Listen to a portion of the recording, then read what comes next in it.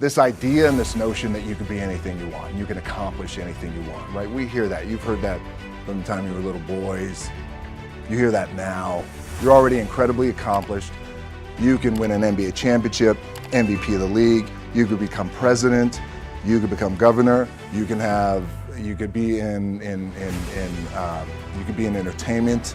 You could do Charles, and you could do Shaq. You could do that. You could do whatever you want to do. You guys know that. The thing that has worked for me is to remember the hard times. So, and I'm sure you guys all have your processes.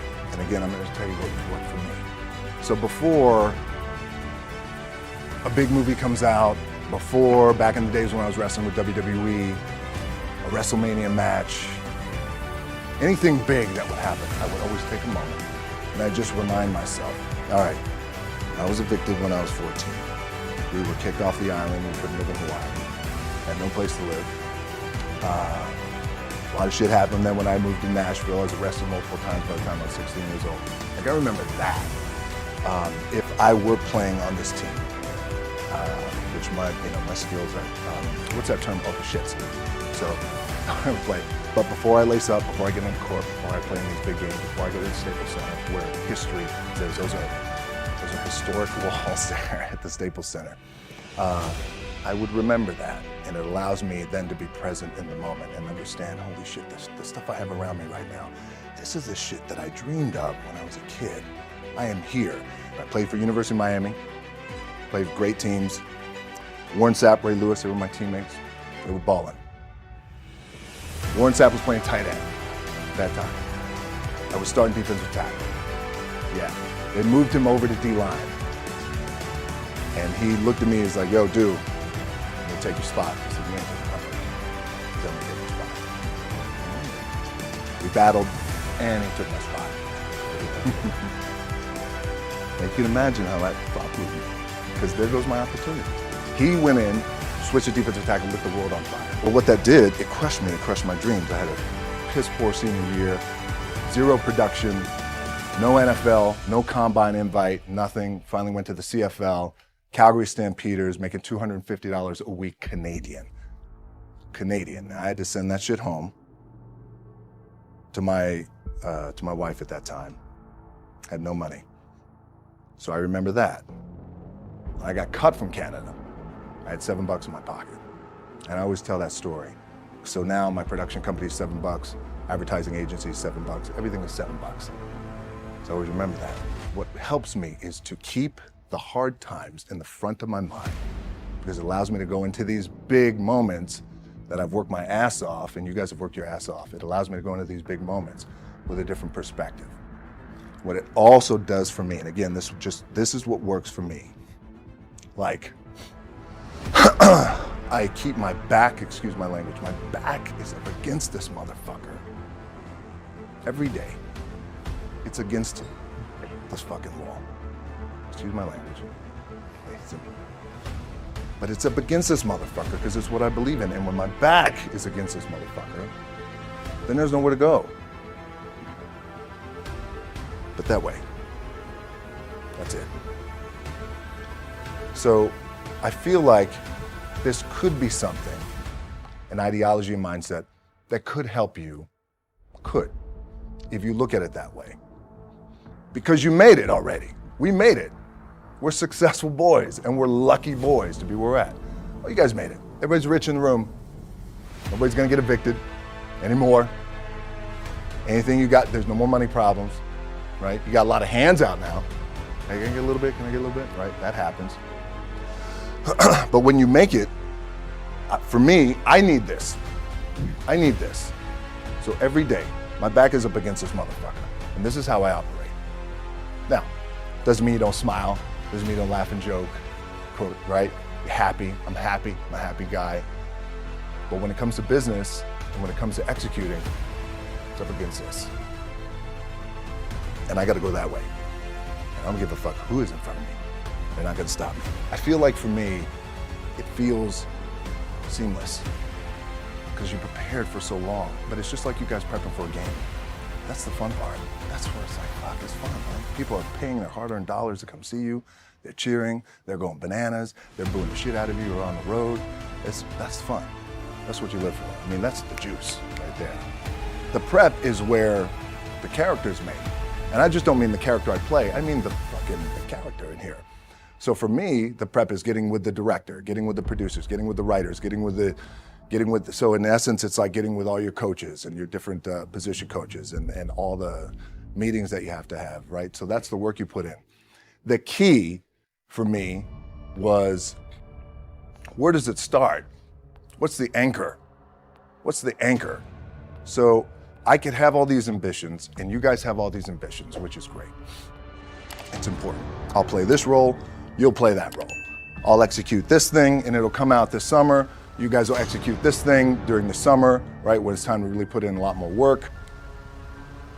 But the key with me is just always finding what the anchor is. And the fucking anchor is getting up at 4 o'clock in the morning every day before anybody else and grounding my thought process is in the no one will outwork me. No one. I love and I respect you guys. Motherfuckers will outwork me. All starts with this. 2 hands, putting it to work. The anchor for me has always been the work in terms of the weight room training. So when I first started wrestling, I was 6 years old, rolling on the mats with my dad. My old man, a lot of you guys will know this. Yeah, Rocky Johnson. My old man was Rocky Johnson. He was the first black WWF at that time. First black WWE tag team champions with Tony Atlas back in 1983. My uncles were wild Samoans. I come from a long line of pro wrestlers. But before the wrestling part happened, I was just in the gym putting in the work. At 6 years old, rolling around on the mats. And finally when I could touch weights at 13, that's what I was doing. But the weight part for me and the gym part has to be the anchor. Look, at the end of the day, like again, it's the kind of stuff that I talked about at top is I have to hold on to my dad in his pickup truck came down 4 o'clock in the morning, picked me up in Miami from Tampa. We lived in a little shitty apartment in Tampa. He drove down in his little pickup truck to Miami to get me when I was cut from the CFL. I was driving up I-75. I don't know if you guys are from Florida, any of you guys, if you know, I-75 is like, especially down in Florida, Alligator Alley. I'll never forget it. It's 4 o'clock in the morning. And I thought, well, fuck. I leave home like you guys left home. I'm ready to tackle the world, to get after it, achieve my dreams and goals. Fucking crushed by 22, 23 years old. Now I gotta move back in with my mom and dad.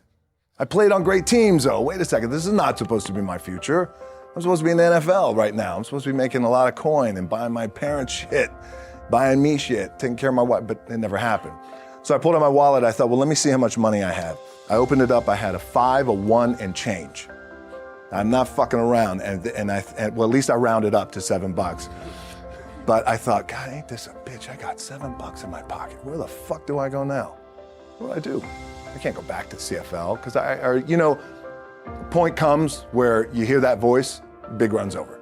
Like, you're done, right? So I heard that voice. So as Coach was saying, man, I hold on to that shit. I'm telling you, my back is up against this motherfucker. We laugh, we joke, we have a good time.